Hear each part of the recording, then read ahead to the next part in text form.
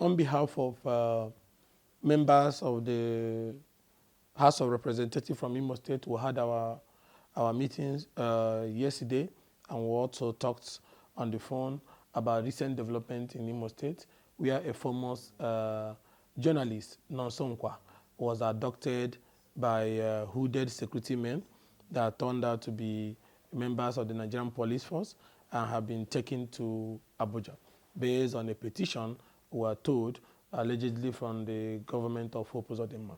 Let me use this opportunity to call on the new Inspector General of Police. In Imo, maybe you are not aware, we have had a state-led tyranny that clamps down on people with divergent view. We have a state government that have used unorthodox security method in trying to quell security problem and ended up inflaming the situation. We had a state government that top officials of the government have been involved in acts that threaten the peace and security of lives of citizens. In particular, of my own experience, where a top officer of the government threatened to kill me, and at the end of the day, the assassins were sent, and they ended up killing my uncle and some family members and burning down my house. And the vehicle with which they carried the explosive came all the way from over, passing all the military checkpoint, with intel that they were escorted by officers of the government. So when people talk about this security situation in Imo, it's not that we are playing politics with it. It is Governor Uzodinma that is playing politics with it. Because I can remember last time, when he was quarreling with Rochas Okorocha, he said Rochas Okorocha is the one behind unknown gunmen. When they reconciled, he turned back again. Later on, they said it was Uche Nwosu. When they reconciled, we didn't hear about it again. When he started having problem with Chief Emeki Ihedioha, he said Ihedioha is the one behind the insecurity. Later, he dumped that one. Then he later said it's Gerard Irona. At a point, he said, I'm the one behind insecurity in the state. So it looks like the governor is using issues of security to be playing petty politics. And because of that, there's nothing that concerns security situation in Imo State that the governor should be taken serious by any reasonable person.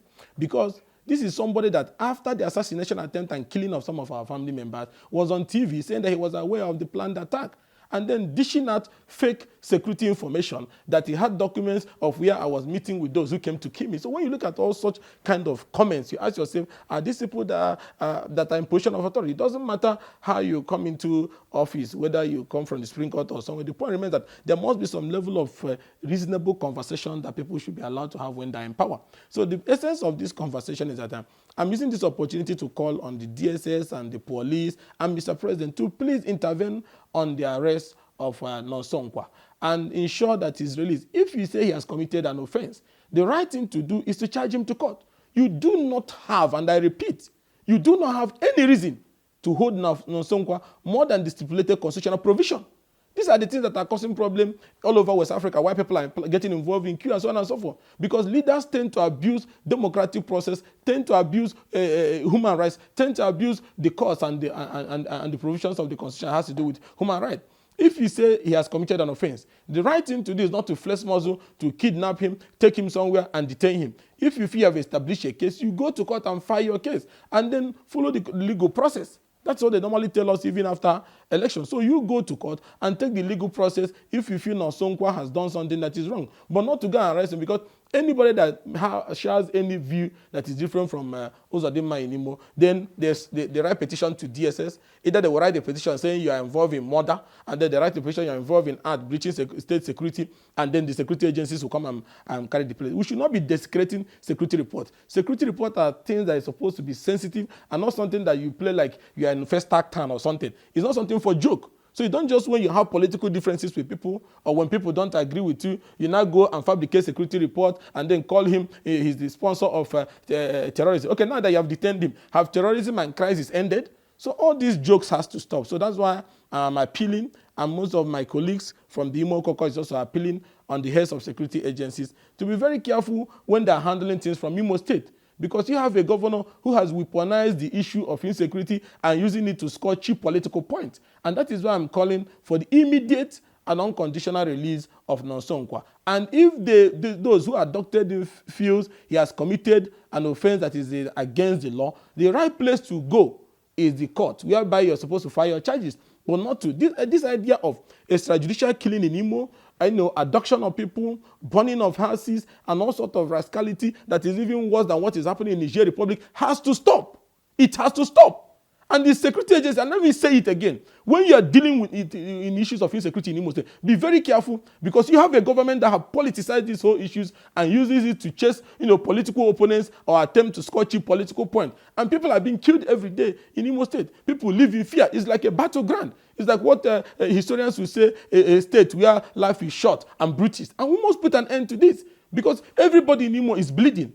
Nobody can freely even drink water and drop cup in Imo State. For me, I have suffered it, escaped it. The distance between me and the bullet was like 1 meters. I survived it. And that's why I promised myself that I will continue to advocate for those who doesn't have somebody that will speak for them.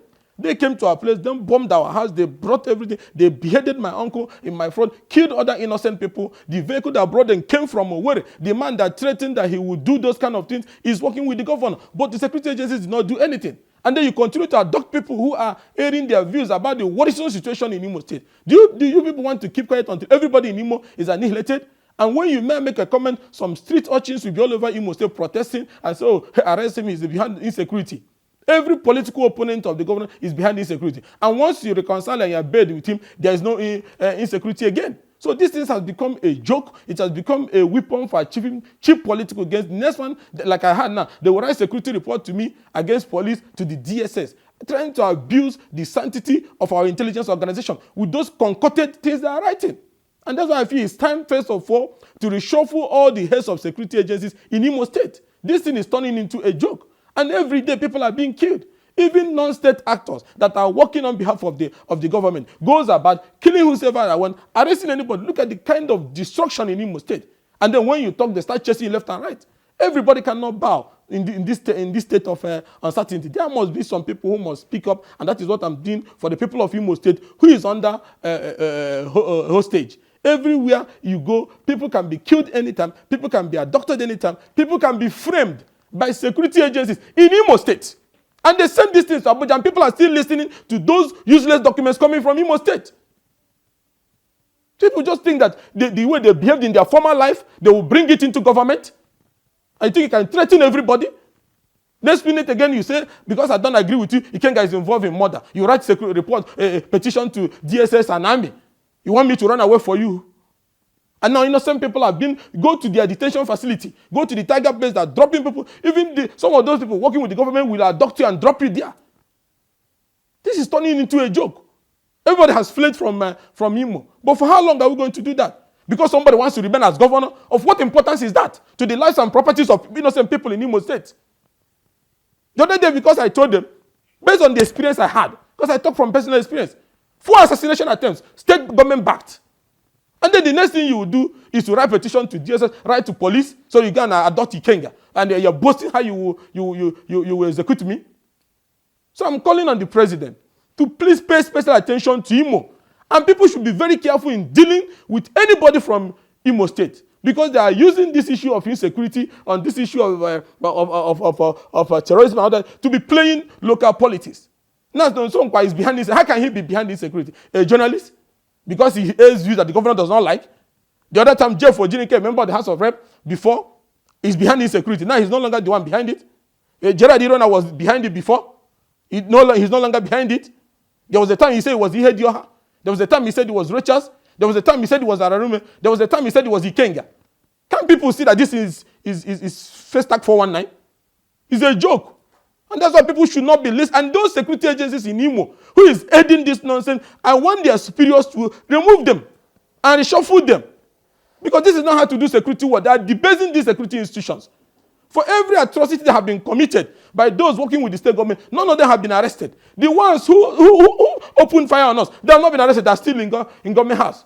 And they are still boasting, both the CSO. When you look at all these little boys boasting how they will, deal with people, because there's no leadership that is calling them to order.